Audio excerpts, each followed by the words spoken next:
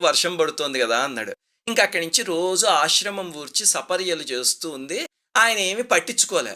రోజు అన్నం తినగా మిగిలింది ఆవిడ తినేది. స్వామికి నృత్యం సమర్పయామి అన్నప్పుడు నాట్యం చేసేది. ఆయన ఒక స్నేహితుడిలాగే చూసారు తప్ప ఆయనకి స్త్రీ అని ఏ ఆవేశము కలగలే.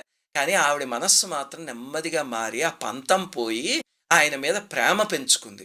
ఒకరోజు విపరీతమైన వర్షం వచ్చేసరికి ఆమె తడిసిపోతూ ఉంటే ఆయన బాధతో లోపలికి పిలిచారు. అంతే పొంగిపోయి కాళ్ళు పట్టడం మొదలుపెట్టేసరికి ఆ స్పర్శ తగిలి అసలే వేశ్య కదా! సరసమైన సంభాషణ మొదలుపెట్టేసరికి ఆయన ఆవిడికి వశమైపోయాడు. ఇద్దరు కలిసి మన్మథ క్రీడలో తేలిపోయారు. అక్కడి నుంచి ఇంకా అదే ప్రణయము. శ్రీరంగనాథ స్వామి లేదు, పూజ లేదు. ఆవిడతోనే తిరగడం మొదలుపెట్టాడు. ఇంటికి తీసుకువెళ్ళింది. ఆమె తల్లి గెంటేసింది. "ఇక్కడికొస్తే మాకేమిటి వెళ్లి బంగారం పట్టరా" అని. దాంతో పాపం ఎళ్లి దగ్గరలో ఉన్న కోవెల అరుగు మీద పడుకున్నాడు విరహంతోటి. భక్తుడి విరహం చూసి భగవంతుడికి బాధ కలిగింది.